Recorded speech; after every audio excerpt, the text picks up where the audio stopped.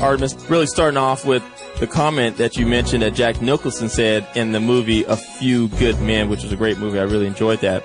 You want what I have, but you don't want to know what I did to get it. And you don't want to do what I did to get it, right? I mean, why is that? Why would people really understand at a deeper sense that it took some things to really get to this, but they really don't care what that is. They want to stay where they are and stay feeling the way they feel and they're comfortable and the skills and the attitudes and the mindset, but they want to have what an Artemis has. They want to have what a lot of these other successful people have.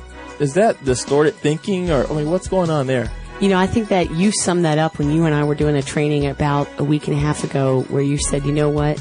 Successful people are committed to results, and unsuccessful people are committed to comfort. Wow. And a lot of comfortable people, you know, it's kind of like sitting there by the Olympics when they're winning the gold going, man, I'd love to do that.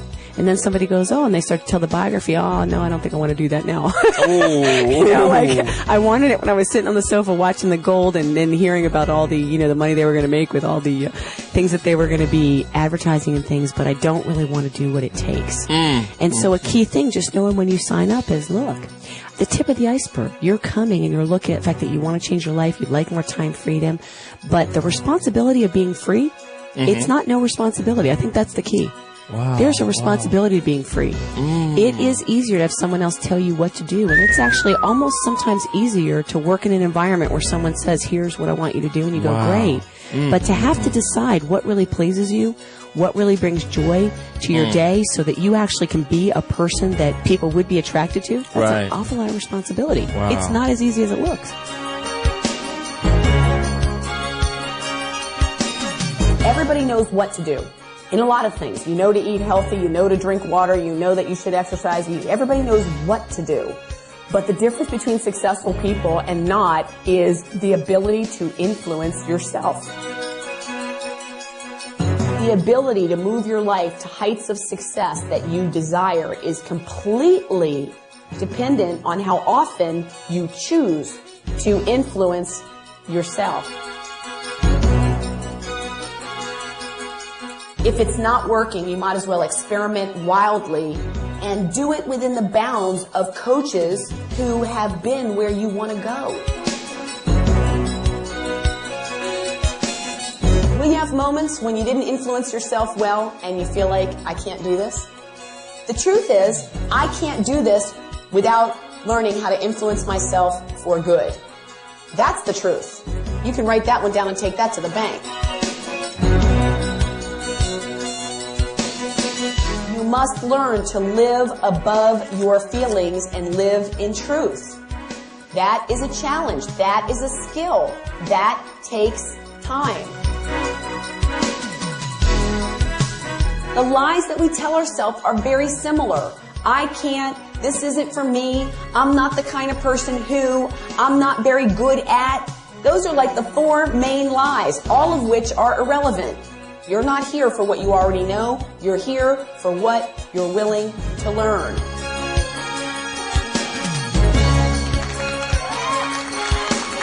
Educate your expectations.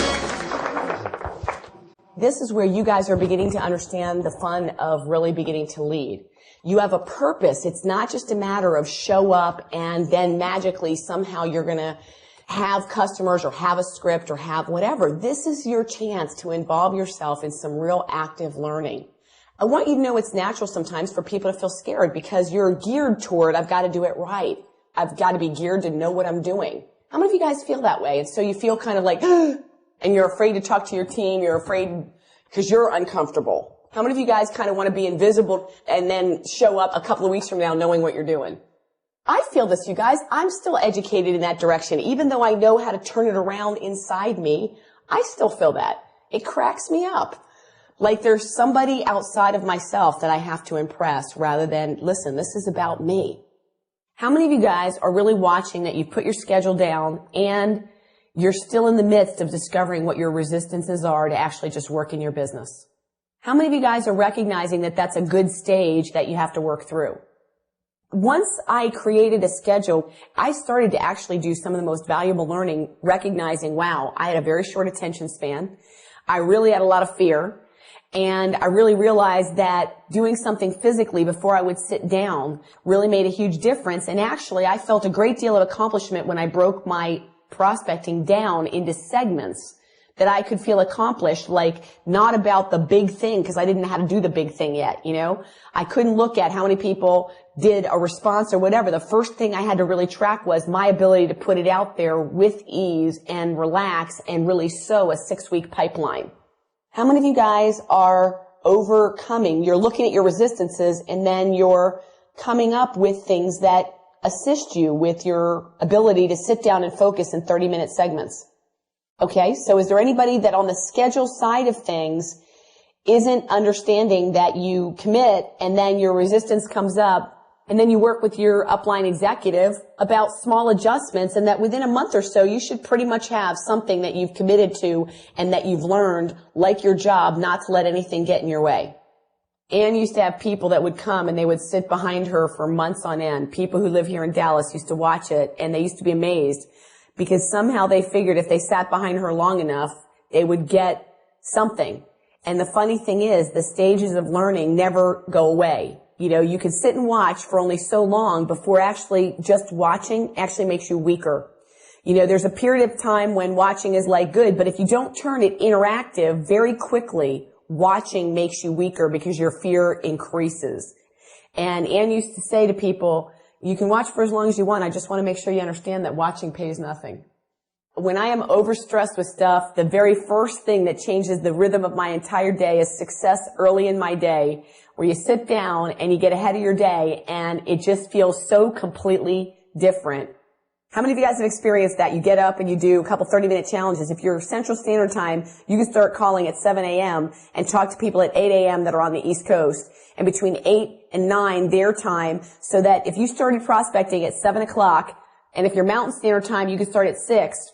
And so you honestly, by 9 or 10 a.m., could end up having your 20, 30 live just by playing the time zones. And then you can have a full day doing the stuff that you need to do, and it's amazing how you'll feel. Doesn't it feel great when you go in the door and you've already accomplished something? Don't you serve people differently? Don't you come across differently in your prospecting because you're already feeling great? I mean, it's funny that most people don't know how to play the game with themselves. Everybody knows what to do, but the difference between successful people and not is that they don't know how to influence themselves.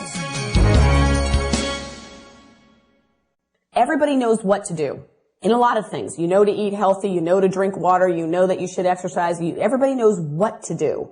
But the difference between successful people and not is the ability to influence yourself. You know what to do, but do you know how to influence yourself to get the job done?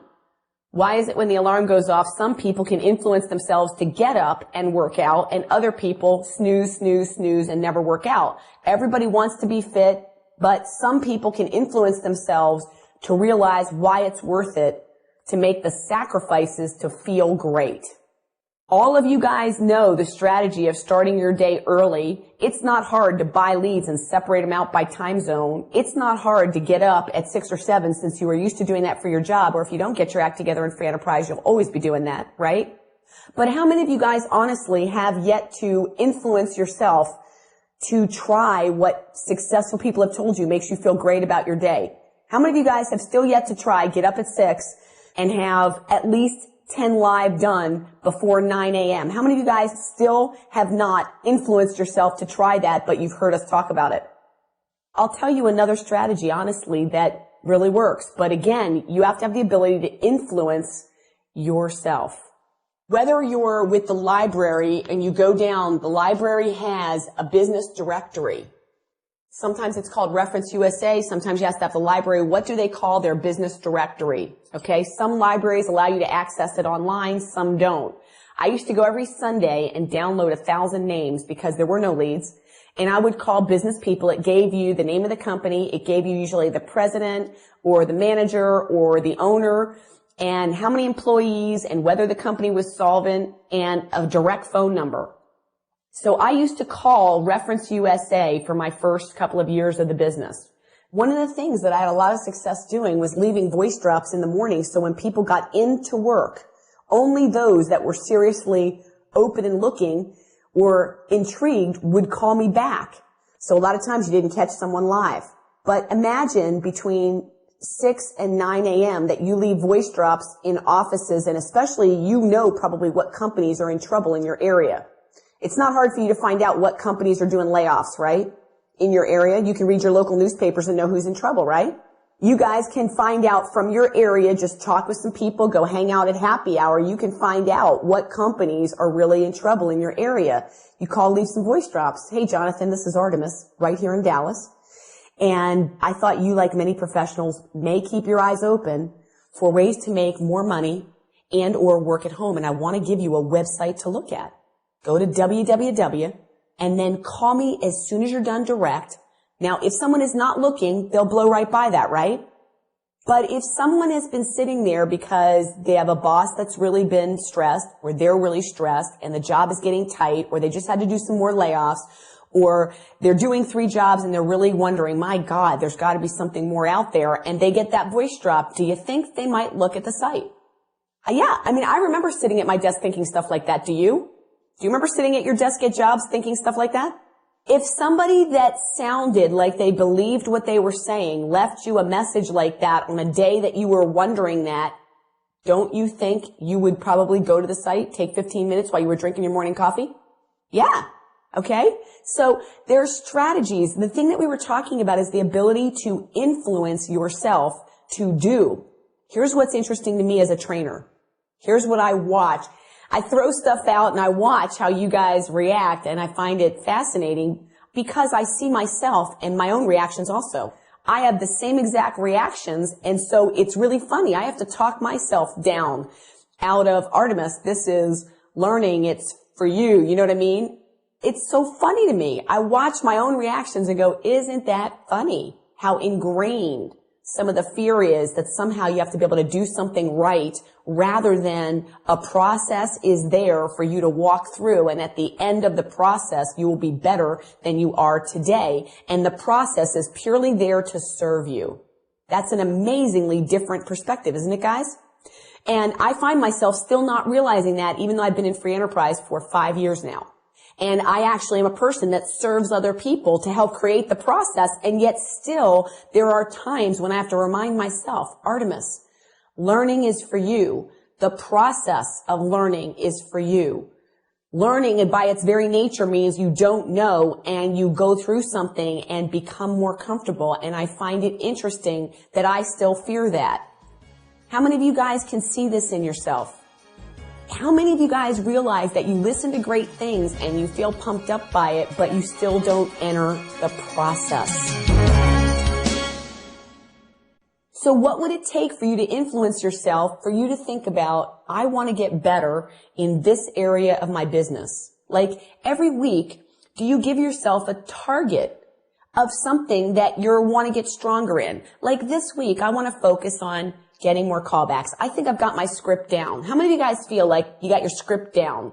And so it's not a matter of learning the script, but that you still find yourself making calls just to make calls and hitting numbers just to hit numbers, and you realize that your heart gets lost in the process a lot of the time. Somehow you tune out, your body is still dialing the numbers and you're still talking, but your mind is elsewhere. How many of you guys find that happens to you? It took me longer than a year and a half. My first 8 months, it was a mystery to me how these guys were having fun. It was a mystery. I didn't get it. I did not get it. Blair would come home and I'd say, I hate this. And he'd go, well, then why don't you quit? And he knew that that would make me dig in even more to go succeed. You know what I mean? He gave me permission to quit and I was like, you know? The difference is what I'm thinking when I'm doing it. And I'll tell you that in my first year, I could not take for granted that naturally this was fun for me. So I influenced myself every day. I'm going to tell you the 4 things I did that influenced me every day. Are you ready? I got up and never sat down at the phone cold. I knew that that was like death wormed over to me. I didn't have it in me. Just felt like you were torturing me. Chain me to a chair and make me sit there and talk on the phone. I was uncomfortable, and I just thought, okay, that's the first thing that's got to go. So for me, doing something physical made a huge difference. For someone else, it might be painting. It might be taking a run. And listening to music I loved. So I made sure that I got up and the first thing I did was take a 20 to 30 minute run listening, not just in my own head, where my own head would still be thinking, oh my God, I have to go home and do something I hate. Because I went running without that, and I went, okay, that's not enough influence. I would go running, and I would be listening to things that really gave me a sense of inspiration. And when I would come back, I would drink 2 glasses of water, and I'd be feeling like, you know what, life is good, and there's more out there that I know I'm meant to do. How many of you guys have something that when you do it, you can get a hold of that feeling that life is meant to be more, and you got something that you got to give before you go? I made sure I influenced myself and did that, so before I ever sat at the phone, that feeling that life was more and I had something that I was meant to give before I'm done.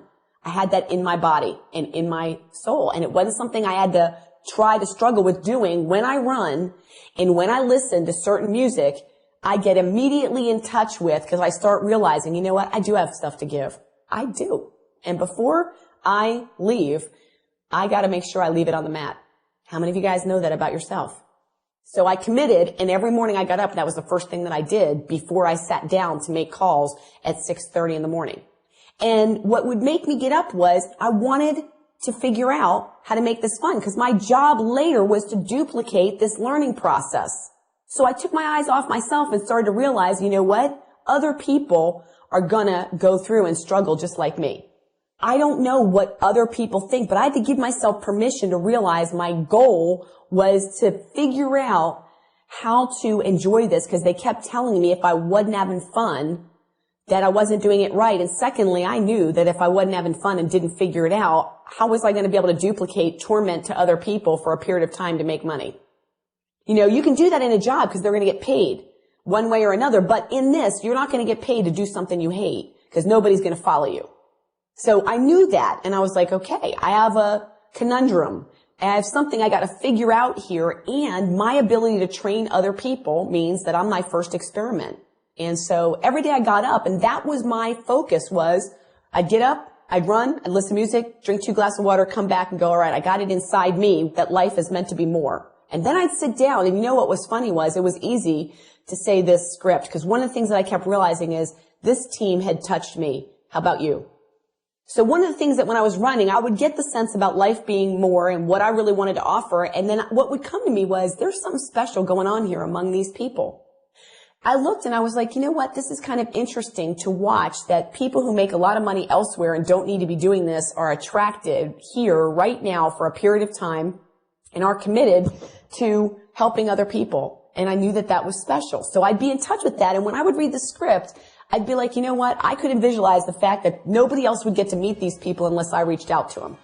And so in the beginning, my vision was, you're not going to get to meet these people unless I reach out to you.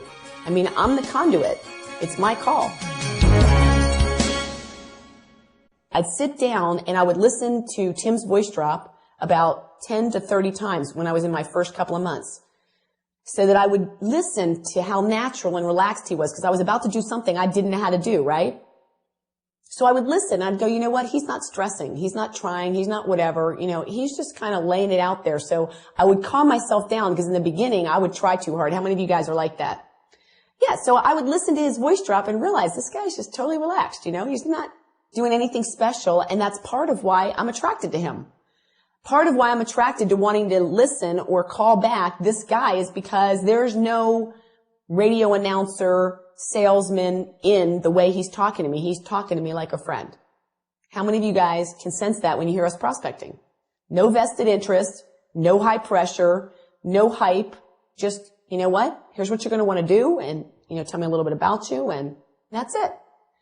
And so I'd have to listen to that 10 to 30 times to get that in my heart. So I went running, listened to music that inspired me, would drink a couple of glasses of water, have my breakfast, my shake, sit down, realizing, you know what, I got something in me to give. These people have something in them that I'm getting from them. I could see the connection right there. And again, this was a process that would just happen when I would feed myself good thoughts. And then I'd sit down and go, I'm just the communicator. I listen to the voice drop 10 to 30 times and get it in me that I'm not acting. This isn't some stress here. Just sit down and talk to people. And I would just start. I would start with voice drops in the morning, because I'd start calling before people were there so that I could get comfortable with just doing it. And then I'd move into live calls very naturally. So by the time I got to live calls, I was ready. And I'd still be nervous, and I just kept reminding myself, Artemis, they're only people, and it doesn't really matter what they say. They're only people. It doesn't matter what they say. And I would keep track of my live and voice drops because I was going for 30 to 40 before noon. And I would just keep track of it. So there'd be a halfway mark and there'd be a 3/4 and then there's the home stretch. And in the middle, if I needed to, I would stop every 30 minutes, go drink a water, take a walk around the block and come back.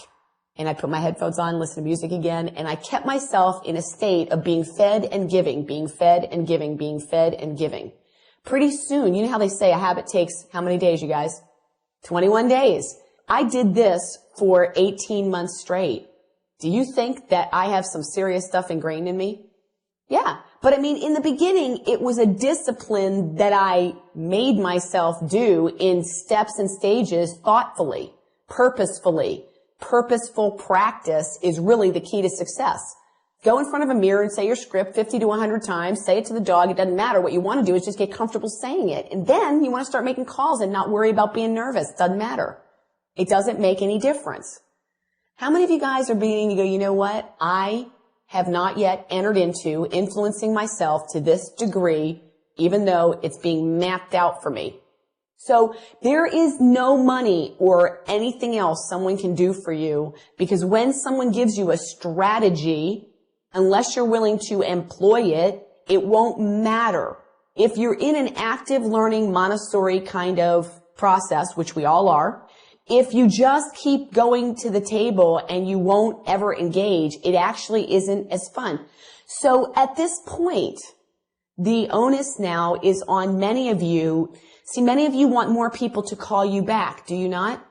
And what makes people call you back is not the script. It's what's going on inside you, which you have to purposefully practice. You don't even have to be excellent to get people to call you back. This is another thing people don't realize. New people, I've watched this, okay? There was a young lady that, when she came on the team, brought me 1 to 3 people a day for several months to interview. And she did the same thing I did. I brought in 18 people in 6 weeks, and then it took me 8 months to get a call back because I started thinking too much and started stressing myself out. And when I did that, I guess I wasn't very attractive over the phone. And Ann would be telling me at this point, Artemis, you sound better than me. And I'd be like, I mean, who cares that I sound better? You're getting the call back. Because, again, we talked about this before, the difference between your script and your message. Your message is what you're sending out from the inside out. Your script is what you're saying with your words, but words are only 7% of the communication. Is that right?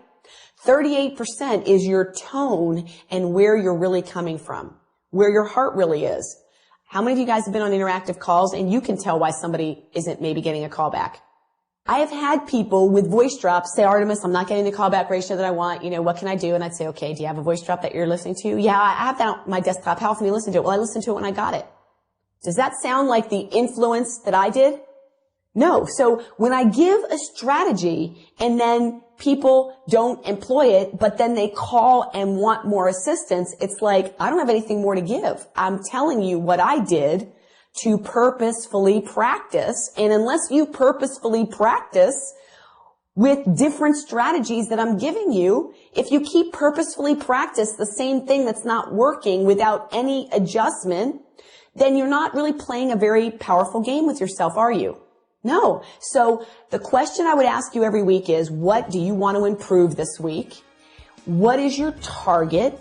What is your purposeful practice toward hitting that end? And what are your measurements?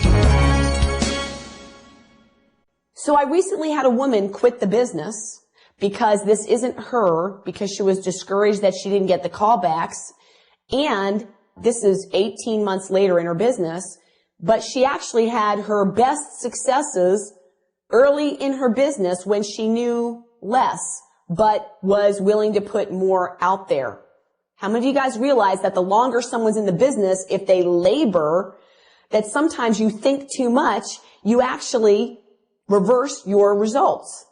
I've been through processes in this business where I've been able to get callbacks and not, and get them and not, and get them to not in 5 years. I've been through, so I could actually see that you can turn the faucet on, off, on, and off. Now, if I just wanted to get discouraged, I could go, well, you know what, this business just is fickle, or it doesn't work, or it's just not me. Okay? I'm just not able to be consistent enough, or do it, or be a believer long enough, or whatever the stupid stuff is you say to yourself, right? But instead, I found it fascinating to realize that I realized who was in control. I mean, when you can have success and not, and have it and not, and have it and not, and have it and not, you obviously know a strategy to get results, right? The ability to influence yourself. We all have moments when we know how to do it, but the ability to move your life to heights of success that you desire is completely dependent on how often you choose to influence yourself. Most of us don't have a good reason why we stop what works well, what makes us feel good. We really don't. How many of you guys have asked yourself that question? Why am I so willing to influence myself for stuff that makes me mad, depletes my energy, doesn't work for me, really bothers me, makes me feel sad, makes me feel down, makes me feel like life will never work, makes me feel like I'm never going to have the money to pay my bills, makes me feel like my family will always struggle? Why am I so willing to influence myself that way without resistance? Yet, the ability to influence myself in ways that make myself feel great, I feel like that's too much effort. Oh, come on. You don't expect me to get up every morning, eat stuff that makes me feel great, work out and listen to music that I feel great about, come home and listen to 15, 20 minutes of Jerry Clark or Jeff or Frederick Learman or Phil Lott or who knows who else. Really get in that state of nourishing my soul, my heart and body, then sit down and call people and give them that. That's not a real life, is it? You can't expect me to get up every day and live like that, do you? How many of you guys are getting something here? Or am I the only one that's getting something for myself?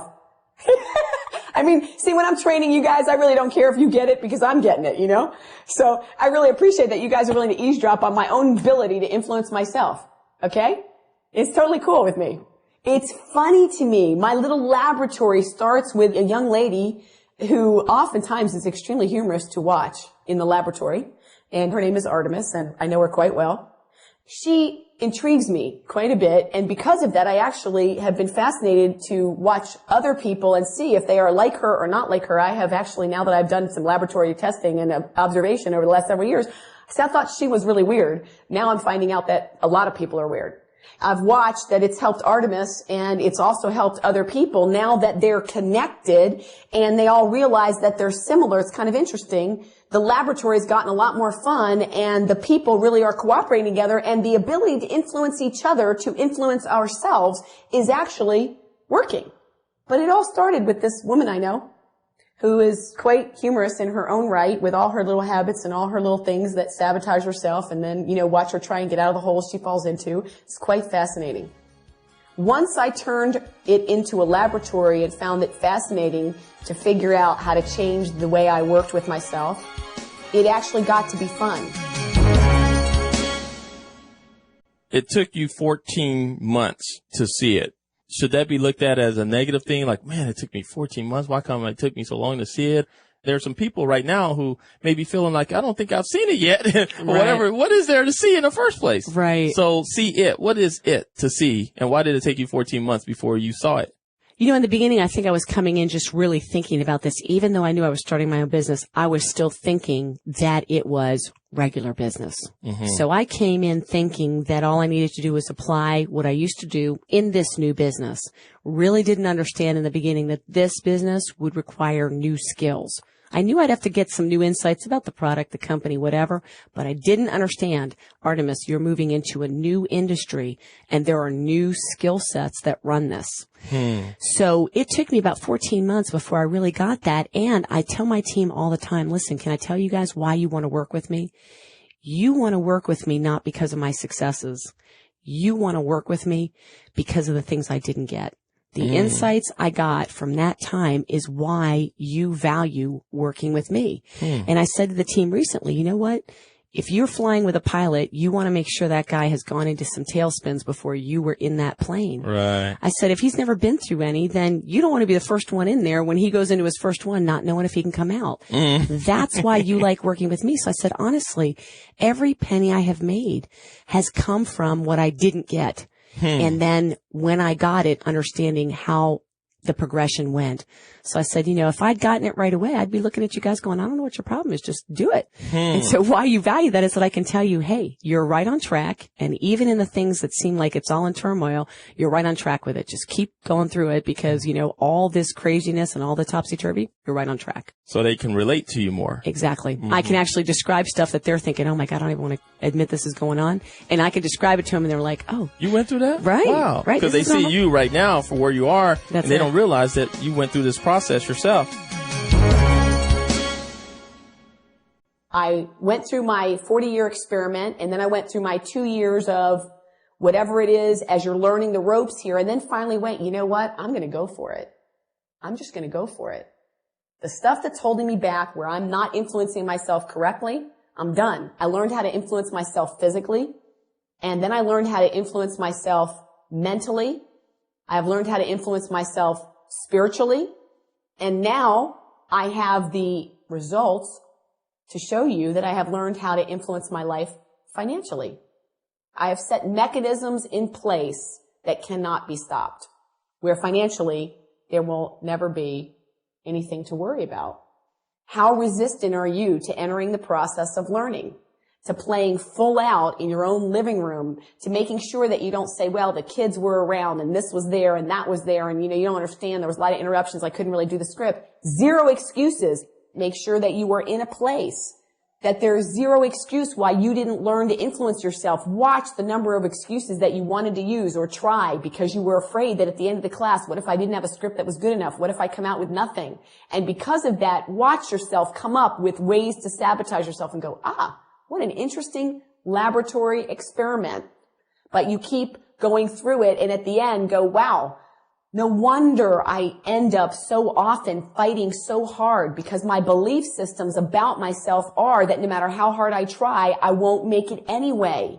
So I'm afraid to take that mask off. I'm afraid to actually play full out because I don't believe that if I play full out, it'll work.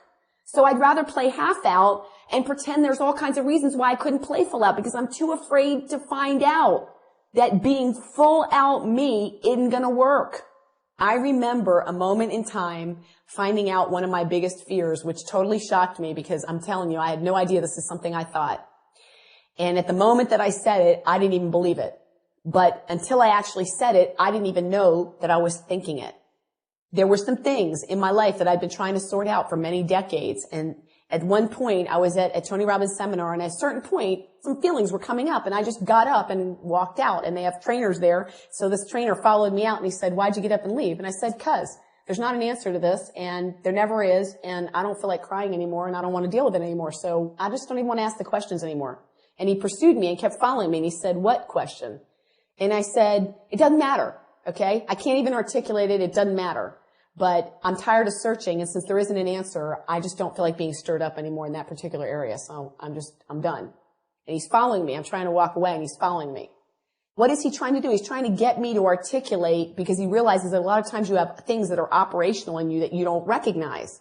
So he kept talking to me, and about 10 minutes into the conversation, when I kept saying, I just don't want to go here, he said, where? I just don't want to go here. Where?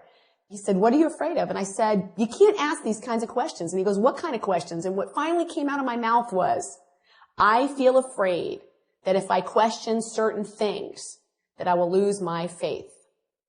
And as soon as I said it, I went, oh my gosh, I don't even believe that. Okay, I don't believe that that's true. But when I said it, I went, oh my gosh, I realize why there's certain things that I won't open up the thinking process because I'm afraid if I go there, I can't get back. I didn't know that I was afraid of that. Like, you go up to a certain thing, you watch your thinking, and then you go a certain place, and then you go, oh, but that's way over the line. You can't think that. So then you slowly work yourself right back to where you were. And then life stirs you again, and you go right up to the edge, and you get stirred, and then you go, oh, wait a minute, you're not allowed to think that. And then you talk yourself back. Because if you don't allow yourself to go through a learning process, you have to talk yourself back down to not wanting to know. So when I said it, I went, wow, I don't really believe that. And what I realized was I was kind of like trying to save God. I'm sitting here going, you know what? I don't want to question you beyond your ability to come through. So let's just make a deal. I'll pretend you are who you say you are. I won't question you on anything that's too difficult. And we'll just kind of agree to stand right here. How fake is that, you guys? I'm humoring God like he can't handle it, you know? I don't want to go anywhere you can't handle, bud. So, you know, we'll just keep the illusion that you're like the Almighty and you can handle whatever. And I'll just like, I won't question you on anything that's too tough. When I looked at what I was really saying to myself, that made me laugh. Like, you gotta be kidding me. Artemis, get real. But I mean, I did not even know that in the learning of religion, in the things that I had taken in, that I had a feeling that you could go too far. You can't ask certain questions. You can't go certain things. You're just supposed to know what you know. And I went, wow, evidently that's not working for me. And I heard a black pastor, and I loved it when he said this. He said, I don't trust any man unless he's almost gone apostate, meaning he's almost gone to be a non-believer, because that's a person who has not tested their faith. And so when I heard myself say that, I'm telling you, my life started to change at 38 once I heard that one of my biggest fears was you don't have permission to ask certain things or go certain places or test out certain things. You see how your mind works? I didn't even want to say it, like something was going to happen if I said it. And when I finally said it, I went, wow, that's not even true. But it was so operational, I kept talking myself back into a corner. If it's not working, you might as well experiment wildly and do it within the bounds of coaches who have been where you want to go. You don't need to needlessly go off into endless things that don't work. You guys have some serious coaches that are available to you in many areas of life, so you don't have to take stabs in the dark. You can put yourself in places where you can really allow yourself to test your own salt. But a lot of us are trying to save some false image that we have deeply ingrained in us. I don't want to find out what I'm really made of, because what if I'm not made of something good? You got to kind of look at that and examine it and go, you know what? We're all the same. We're all human, and we all have things that are really out of place, and we all have a lot of things that are really outstanding in us to give. And the bottom line is, when I run and I listen to music, I'm in touch with the fact that there's something that I'm meant to give in this world, and I don't want to die without leaving it on the mat here.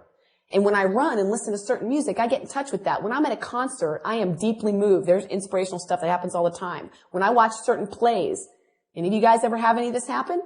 When I'm hiking and I've been somewhere like Colorado and I'm looking out onto some stuff. When I'm on a beautiful drive in New England watching the changing of the seasons, I get in touch with the fact that my life has meaning and I've got something to give. We all have both sides of us. Why are you so afraid to discover what you're made of?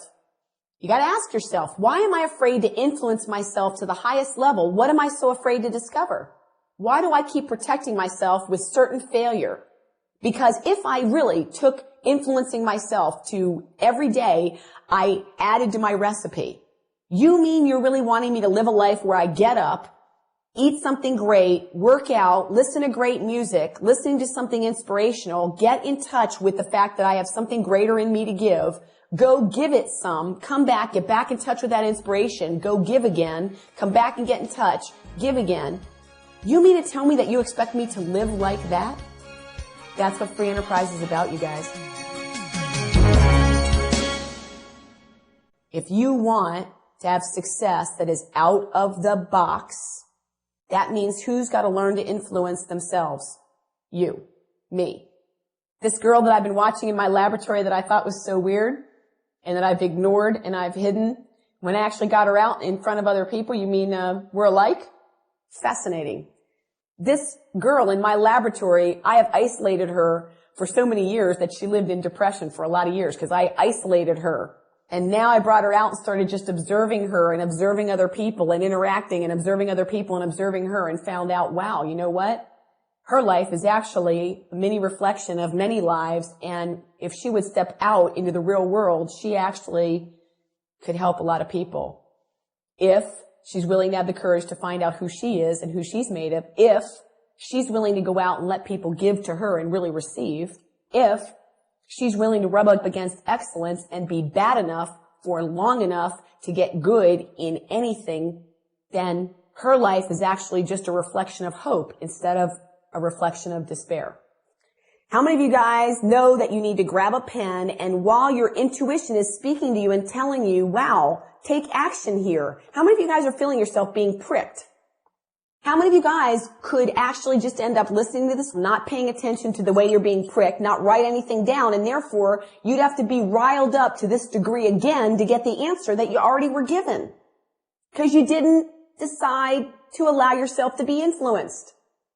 Now, if you don't take action and listen to your intuition and you don't move something and make use of something and actually get in the laboratory and work with it, somebody would have to get back to this same place for you. What are the chances that that's going to happen again on these areas sometime in the next 6 months or a year or 10 years? This was kind of a unique little thing we talked about here, yes?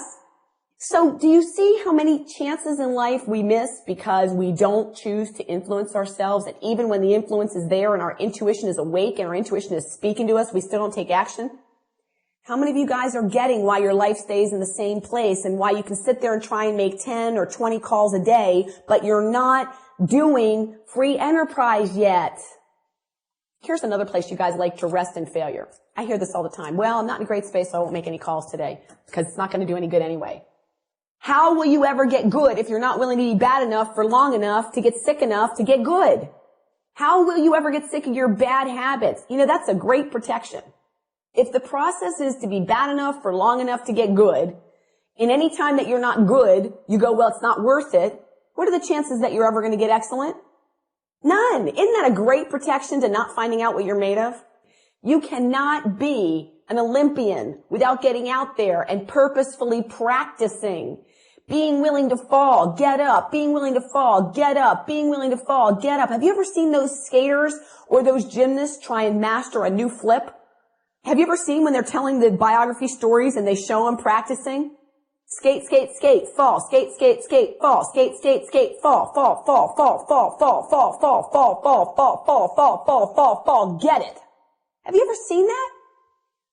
What about this don't we understand? That we protect ourselves from going, stop being a baby, get out there, purposefully practice, be bad enough to get good, accept that you're human, stop hiding, quit kidding yourself. The thing that you're going to find out is, I don't know, we'll just find it out. I told you my favorite quote from the guy who married Blair and I. God is not disappointed with you. He is not the one who ever had any illusions. Why be afraid to allow yourself to go into a process of getting financially free, where you're in a Montessori learning environment, where you're learning about free enterprise, where you're learning the most important thing is how do I influence myself, where I need to break it down into benchmarks for myself. I have incredible coaches around me, and every day and every week, I can focus on incremental improvements. This is another thing that we don't realize. Incremental improvement. We don't get it. The 12-week challenge that I did, we took pictures once a week, and there is no major difference between any one week. Basically looks pretty much the same. And I kept telling Blair, nothing's happening, nothing's happening, nothing's happening. But I was still faithful to the process. And at the end of 12 weeks, is that not a dramatic change? But between any 1 week, I have the 1 week pictures for that 12 weeks. And if you look at them side by side by side and look between the weeks, it looks like no big deal. But incremental change over just a 12-week period of time is huge. You know, it's the same in your spirit. It's the same in your heart. It's the same in your actions. It's the same in your life. Physical stuff is just a mirror for you. You've read Think and Grow Rich, many of you, so you understand that the real stuff we're talking about is actually the unseen.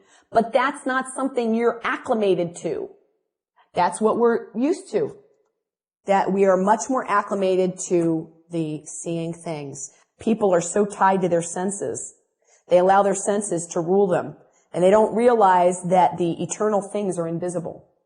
And so they won't bank on the invisible things. They read Think and Grow Rich, but they don't understand it. They don't realize that they're physical beings, and so they're more acclimated to physical senses, and they tie themselves to that, and they draw their conclusions from their physical senses. You submit your life to your feelings, instead of letting your feelings change because you've submitted your life to truth. You've got incredible coaches in many areas who are telling you, look, I know how you feel today. I'm telling you, if I had waited to feel different, I would not be here today. My first 2 years, I submitted my free enterprise to the fact that I didn't feel I would be a good leader, that I didn't feel men would listen to women, that I didn't feel that I was a person that would be good for people, that I felt like I offended people by just being myself. So my first 2 years, I made calls holding on to how I felt, thinking that the calls would change how I feel. That did not work. But when I finally went, okay, look, I'm going to start banking on truth. If I'm willing to commit to play full out, then I can learn whatever it is I need to learn. And if people are on my leads list or people are somebody that I run across and I want to work with them in free enterprise for whatever the reason, and their life moves them to move into free enterprise and have me coach them, then I'm going to believe, instead of thinking I'm afraid I'm going to offend you, I'm going to believe we were meant to work together. Is that not a total turnaround in thinking? Now, I did not feel anything. I still had all my old feelings. I was still afraid men won't listen to women. Is that true? No. There are men that don't listen to women. There are men that don't listen to men. There are women that don't listen to women. There are women that don't listen to men. In general, there are people that do not listen. But you know what? That's not the point. The point is my life has something it's meant to offer, and it's meant to cross paths with certain people. And if I'll play full out, then the people who are meant to hear something from me will be drawn to me, and I don't have to worry about it. I just have to live full out so those people can find me. And the ones that aren't meant to find me or cannot hear my message, that's totally cool. A friend of mine says, you speak to my listening. I only need to speak what is truth that I'm being given, and then there are a certain number of people for whom each of us is meant to speak to their listening. So I have to have the courage to speak what I'm being told and what I'm learning. I have to step out beyond my feelings. Do you know that I no longer believe something that for 42 years I believed? I no longer believe that I'm not a good leader. I don't believe I'm a perfect leader, but I no longer believe that I am not a good leader. I no longer believe that I would harm people, that somehow I offend people. And I believe that to my root. Every job I ever went to, I ate in my office because I was so afraid of people. I didn't start dating until I was 33. The first person I ever dated that I let close to me was when I was 33. I did not date in college. I did not date in high school. People meet me today and they have this image that this is who I was. I'm telling you who I really was and what I really believed and how I hid in my life. I do not believe that stuff anymore. Does it still come up sometimes? Of course it does. You think when someone who you're coaching or whatever and they come after you because people get disappointed, they try and project onto you that it's your fault that they're not succeeding? Every once in a while, somebody that you've really wanted to help, someone that you really allowed in, it pings. Maybe I did, maybe whatever, maybe this, maybe that, maybe I should stop speaking so openly, maybe I should hide again, maybe that's what I should do. If you have those kind of feelings that you're going to bother someone, do you think that I could speak this openly and share my heart with you if I was still thinking that stuff? Not a prayer would I be laying my heart out on a silver platter like this, telling you some of the deepest things I've had to walk through. There is no way on God's green earth that we would be talking. It wouldn't be happening.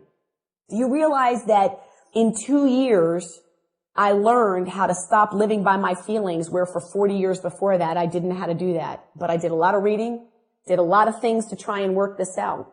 I do not live by my feelings. Do I have feelings? Yes. Do I cry sometimes? Yeah. Do things discourage me for moments? Yeah. But things that used to trip me up for decades now take me minutes or hours. Something happens that trips me up. I work it through in hours or minutes rather than decades and years. Do you see why my life has so radically changed in the last 5 years? Do you realize the same thing can happen for you in free enterprise if you will understand several simple principles? Incremental changes. The ability to learn how to influence yourself and set mini benchmarks. And then if you didn't influence yourself, stay on that one till you do. The willingness not to go and say, well, because I'm not good, it isn't even worth doing. Because if the truth is you have to be willing to be bad enough for long enough to get good, then you can never fool yourself into saying, well, I'm not going to be good today, so I might as well not even get out of bed. Might as well not try. Might as well not start. Because that's just a hiding place. The process, the truth is you have to be willing to be bad enough for long enough to get good. So it's always a lie when you tell yourself, I might as well not even try today because I'm not going to be good. So if that's a lie that you fall for a lot, you need to write that out somewhere. My ability to influence myself today is that I'm going to be willing to be bad enough for long enough to be good. And if I was horrid today, then that means I'm on my way to being outstanding. And that's the way you got to look at it, because that's the truth. The ability to live above your senses and your feelings and live by truths, which are all around you. How many of you guys realize in your free enterprise you have been allowing yourself to be guided by a lot of lies that you tell yourself? I'm never going to make it. I'm not good enough. I'm not getting the results. I'm this. I'm that. It's like, you know what? Wait a minute. Truth is, I'm just like everybody else. And Artemis was terrible when she started this business. And Artemis had a horrible self-image. And a lot of other people's stories are very similar. And you know what? If she can do it, then I can do it. And there's lots of other stories that you guys see. I have to be willing to become excellent in every area of my life so that I can have in my laboratory experiences that I can actually speak to people from the heart, because I'm not trying to intellectually fool them into a process that I have not had the courage to go through.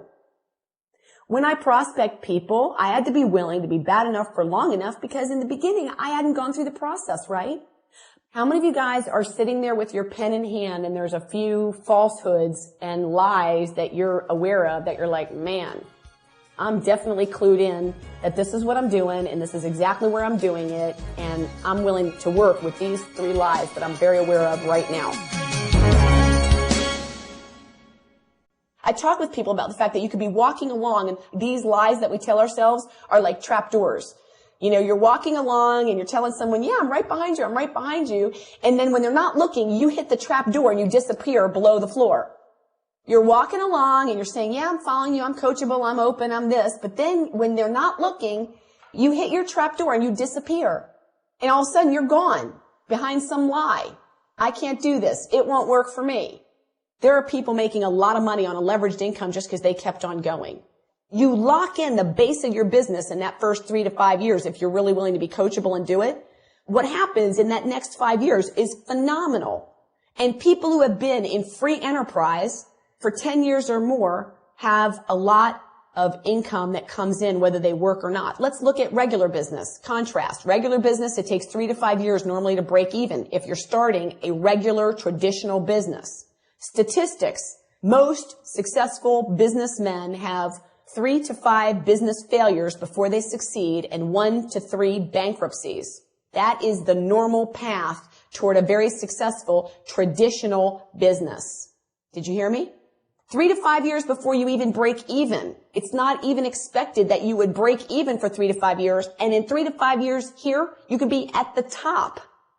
And then what manifests in the next 5 years is something that without employees, without insurance, without paychecks, without all these different headaches, without inventory, you have an income that continues to grow without any of that. It's a plan that can't be beat. But you need to have the courage to tell yourself the truth.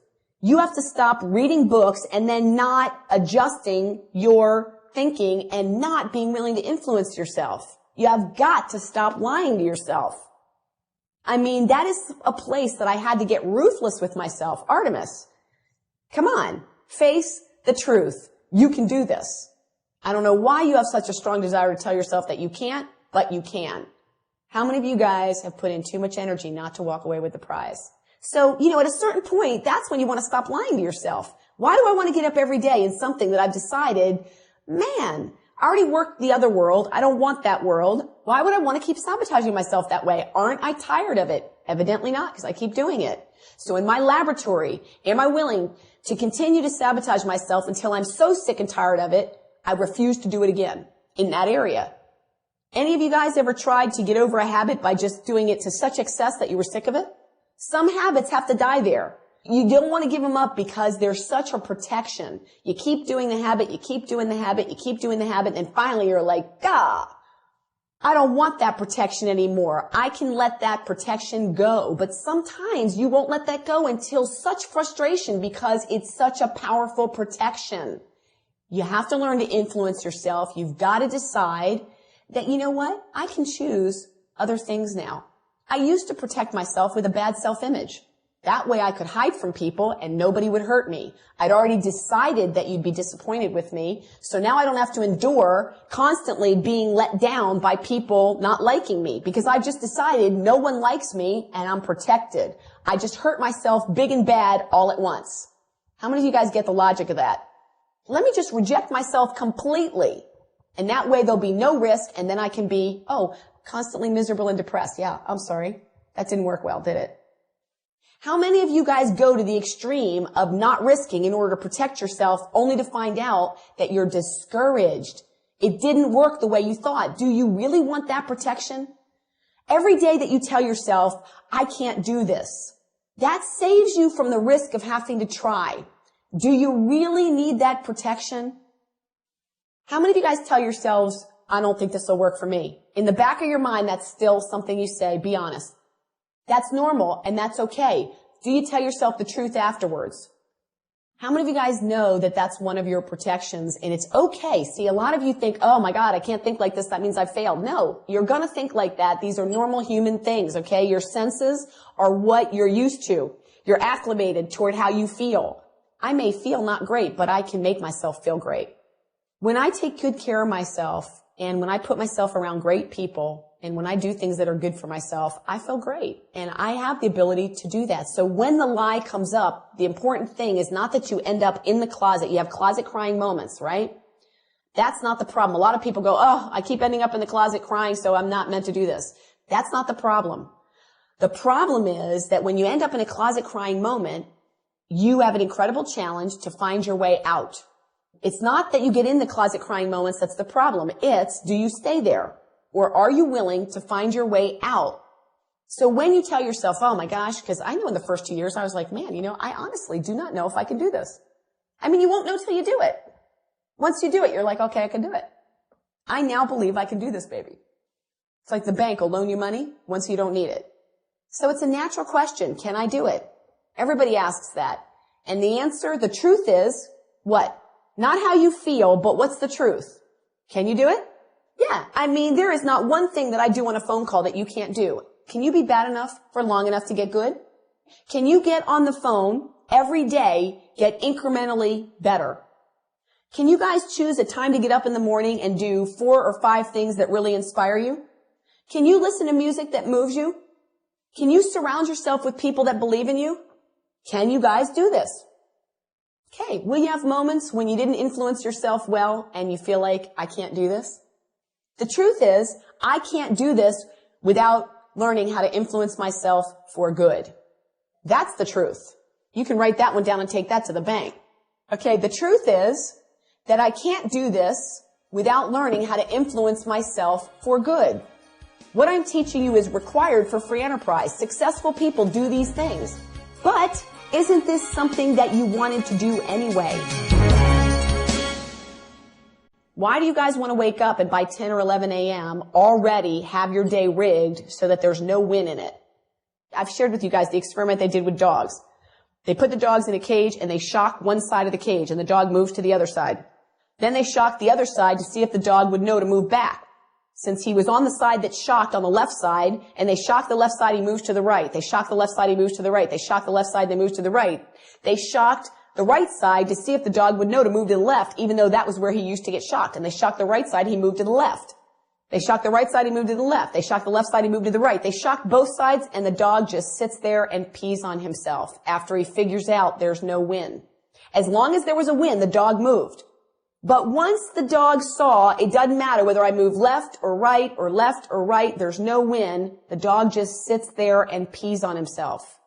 How many of you guys know this is what you do so that by 10 or 11 a.m., the only thing you should do is sit down and pee on yourself because that's the only alternative you give. Your day isn't going to work. You're not going to be good enough. You're not going to be able to make it. It doesn't matter what you do. Nobody's going to call you back anyway. You're not good enough. Financial freedom isn't going to happen for you. How many of you guys know that by 10 or 11 a.m., you might as well just sit and pee on yourself? Because you already gave yourself no way to win in your day. I know that a lot of you do this. I know that a lot of you do not know how to influence yourself so there's any win. You give yourself no room to have an incremental change. You try and eat the entire elephant, and if you can't do it, you flog yourself to the point of the trap door so that you're sure that you're going to fail. There's a lot of certainty. It may not make sense to us when you logically look at it, but the truth is, if we're afraid to fail, then talking yourself into the fact that you might as well not even try is certain failure, but for some reason that feels better to many of us in the short run. I'm afraid to fail, so let me just make sure I fail. Does that make sense? In our emotions, it does, because again, it's like I used to think. I don't think that I'm a likable person. Therefore, it's very painful, but I might as well just accept that I'm not a likable person and stop risking going out there. I'll just go to work. I'll give all my energy to my job, and I won't risk much in my personal life. And if someone really comes after me in some way, I'll spend some time with them. Basically, I isolate unless you came to get me. I worked, and the rest of my life, I didn't develop very much because it was easier to just accept in one fell swoop rather than risking. Now, was it easier? No, because the rest of my energy was trying to figure out how to not feel as bad as I was feeling. It's like people who are looking for a home-based business, but they don't believe it'll work.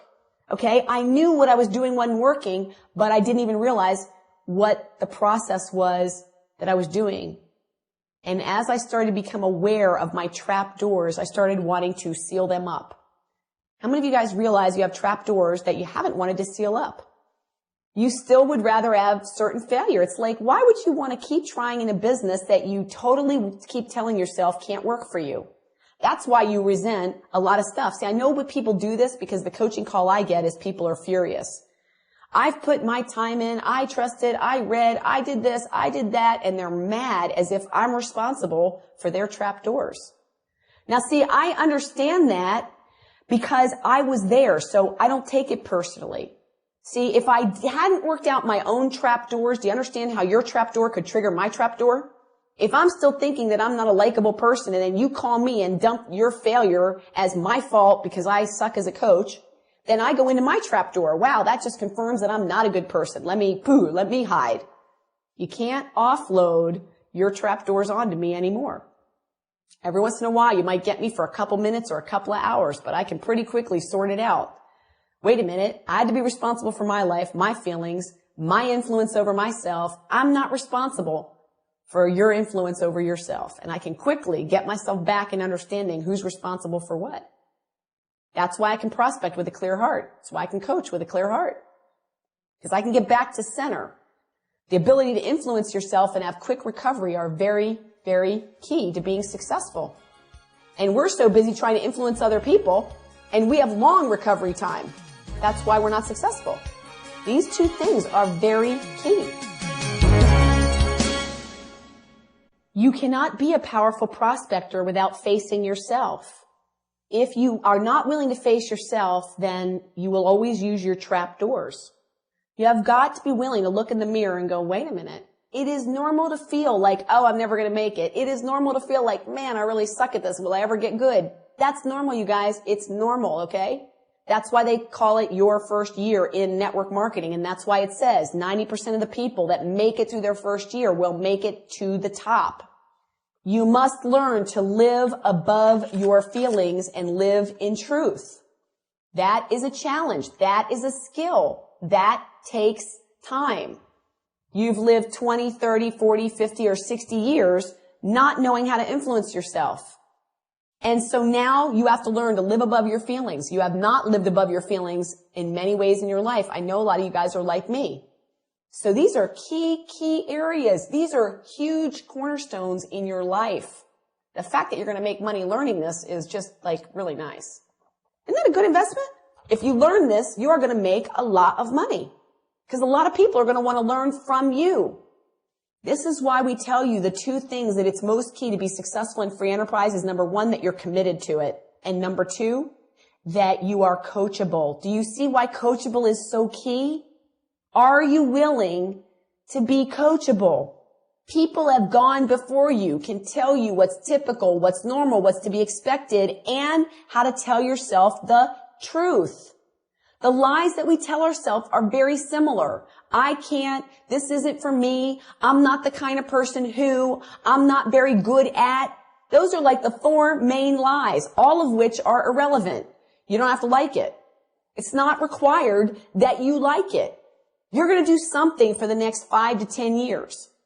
Most of the jobs that people love do not pay well. So in the beginning, if you're willing to be bad enough for long enough to get good, I guarantee you will love this.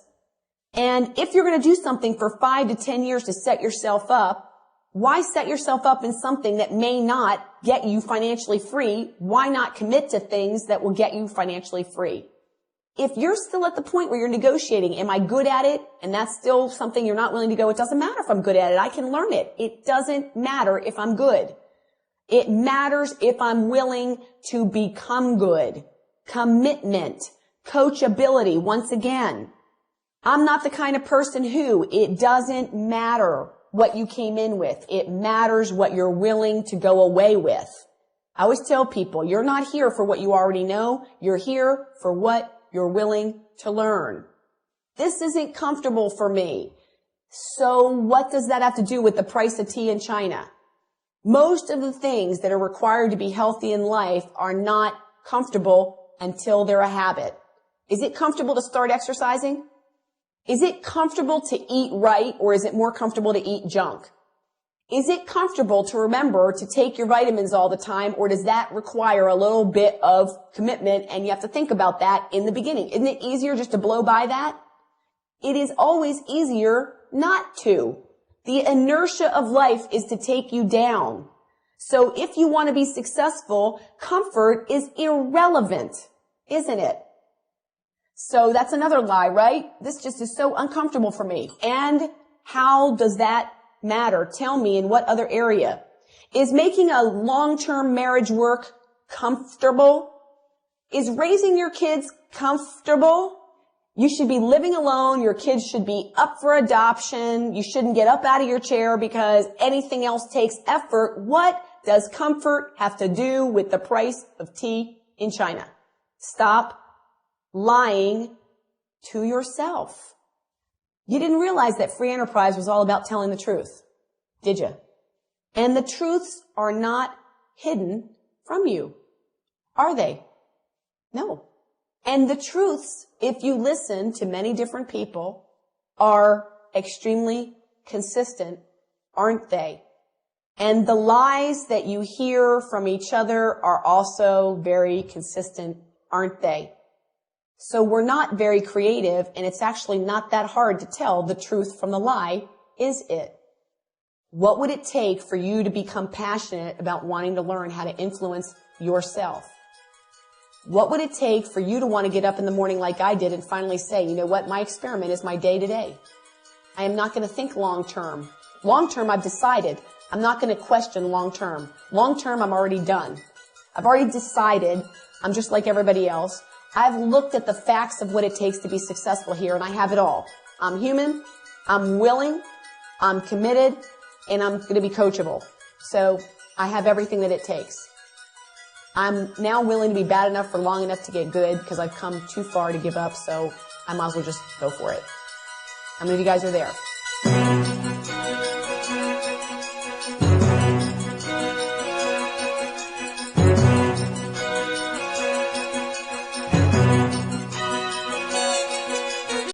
A lot of people don't go through the process because they make up rules about the way things should be done. Mm-hmm. And a lot of times those rules are not allowing them to engage in the processes that are necessary to be successful. Mm-hmm. So is there a way for people to transform their rules or change their rules, or how do they switch those rules to allow themselves to be more prone to be successful? One of the things I've tried to share with my team recently is that when I'm working with people now who have successes in areas I don't or want to learn in, I'm very aware that probably what they're going to say to me is obviously not what I'm going to know. And so I just kind of try and capture those things. I'm actually very open to being able to ask. You know, I remember talking with you about something where I was having a strange reaction. I just said, have you ever felt this way? And you were real honest to say, you know what? First of all, no, I don't look at it that way. And secondly, consider looking at it like this. So one of the first things to being able to change your rules is realizing you don't have to be a know-it-all. If you feel like in any way showing your underbelly means that you are going to be less respected, you are not going to be likely to be able to change your rules very easily. But if you realize that, you know what, the first thing that I want to know is I don't have to know it all here.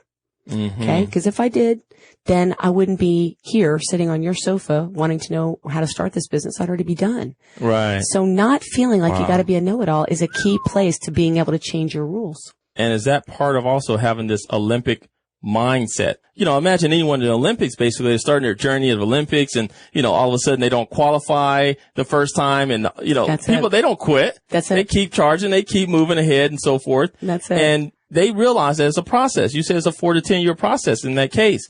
So is a lot of it the fact that people in this business just don't really understand that it is a process just as much that is a process, or they just don't see the possible promise of the outcome, so to speak, of going through this process. Maybe they don't see it as real, or what do you think about that? I think when they start this business, I think they think about it like a job. Where I've always been able to come in, pretty much get the lay of the land, and 30, 60, 90s, I could see it. And when they're evaluating whether they're going to start the business, they are evaluating whether they think they can do it based on what they've observed. The funny thing that those of us in the business know is whatever you thought you were coming into, we know it's not anything about what you thought. So you get in and then all of a sudden all these other things start facing you, and then you start to get scared, realizing, if I'm going to make this, I'd have to show some vulnerability. Wow. And for Olympic athletes, I said, I asked my team recently, when you went to college and you hit some tough courses, did you think you weren't going to walk across that stage with your degree? Or did you attempt to go through that class knowing that absolutely in 4 years or in 2 years you were going to graduate? And they all went, no, I knew I was going to graduate. I said, even when you hit the tough course? They said, yeah, I never questioned that I was going to graduate. I said, are you sure? They said, yeah. I said, okay, here's the deal.